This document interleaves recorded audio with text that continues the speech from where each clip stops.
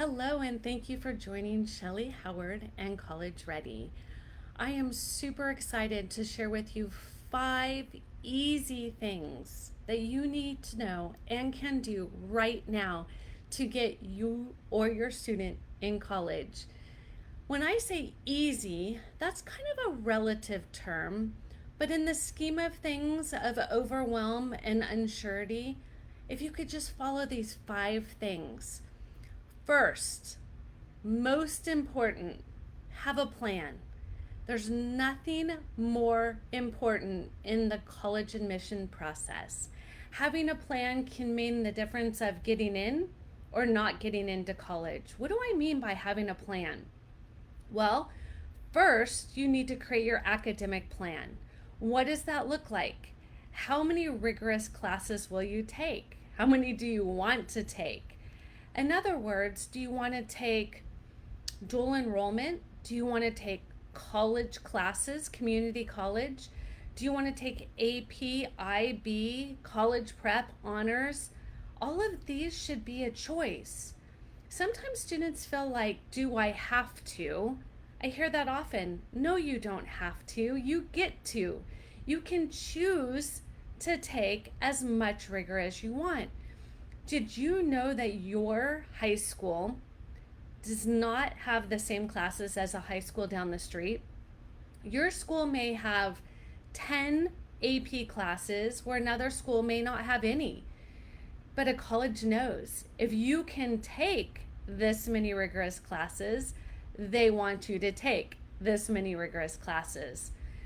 So, planning a strategy, you don't want to do it all in your senior year. That is a tragedy as you're trying to apply to college. You want to space it out. So if your high school allows you to take an honors class or classes or college prep classes your freshman year, I recommend taking them. It's good to know, are you ready to do that kind of work? If they allow 2 APs or 5 APs or whatever that is, make it your plan, make it your choice. Thinking about college classes. Do I even need a college class? Do I want a college class? And why am I doing it while I'm in high school? Well, college is so different. It's like nothing, there's nothing like high school. When you take a class that you truly enjoy, if you like politics, try a poli-sci class. If you like speech and debate, try a communications class. If you like finance or marketing, try a business class at a college. Don't wait until you get to college. You can try them now. The second thing, define your strategy. So it's one thing to have a plan, but it's a whole different thing to have a strategy. So what does that mean? What is your overall plan going to be? Who are you? Colleges want to know. What are you passionate about?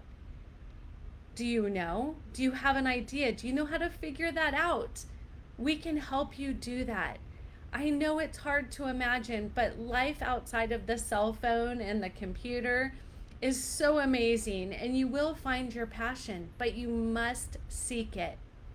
The next thing is, what will you do to demonstrate your passion or your strategy? How will you show colleges that you can do what you say you can do? And then show them proof. If you don't have proof, how will they know if you can or you can't do what you say you want to do? Think of it this way.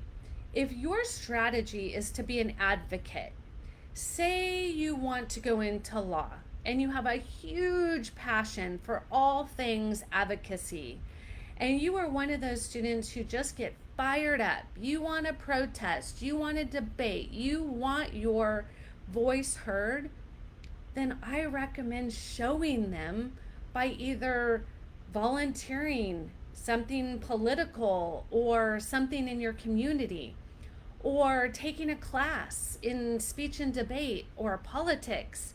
Show them proof. The third thing is, what will your scores tell colleges about you? Well, scores are pretty much black and white, or yes and no. They tell colleges that this student has mastered this or they haven't. So even though there's a thing called test optional right now for this graduating year, we don't know what next year is going to be. So if you are a junior, a sophomore, a freshman, an eighth grader, please don't have a strategy that there is no such thing as a test score. There was a time that the ACT test told colleges that they were going to allow you to do section by section and only take one at a time, and everything went crazy. And I kept telling students, let's just wait and see. Work your plan, work your strategy. Guess what? It never happened, and there was so much concern. So please take your test prep very serious. Plan to take the PSAT. Plan to take the SAT and ACT several times after you get the score you need. How do you know that? I'm happy to share that with you. I know the average test score for every college in the US. So there are so many things that you can do. There's AP exams, there's IB exams.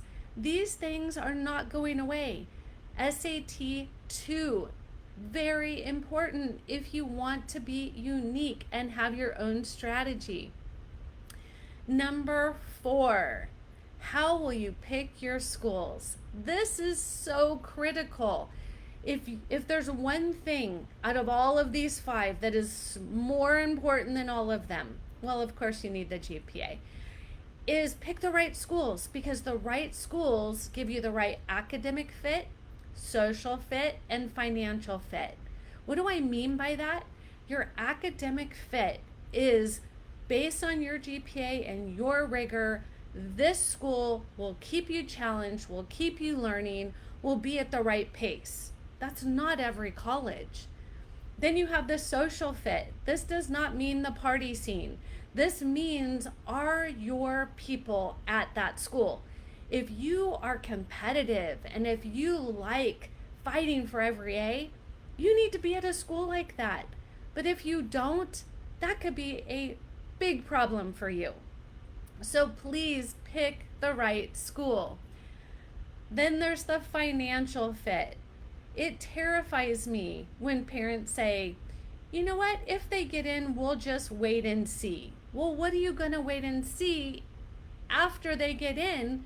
How will you pay for it? Loans are real. You do not want a college loan. When my son graduated from Harvard in 4 years for free, he had 0 debt. Why? Because he planned the strategy properly, picking the best school, taking the most rigor that fit his capacity, taking tests to prove his greatness. You want to have a strategy and a plan, and then show proof. And then number 5, look at the essays now. So if you know you want to apply to Cal Poly San Luis Obispo, guess what? There's no essays. That might make some of you smile. But then again, if you want to apply to a school like Harvard, there are 7 essays, and I can tell you exactly what those essays are going to be. So if you know them now, wouldn't it make sense to start to write that essay in your head as you're going about life? If there's a question that you're going to have to answer about, tell me at a time you did something for somebody else that did not benefit yourself, why not start to put that together? So you can see there are 5 really easy things to do. And with a plan and a strategy and ideas and proof, you too can get into the college of your dreams. We would be more than happy to help you and guide you. But more importantly, we're here to support you if you have any questions. We are still offering our free strategy session through the end of October. Feel free to give us a call, send us an email or a text, and we look forward to seeing you soon. Thank you so much and have a wonderful afternoon.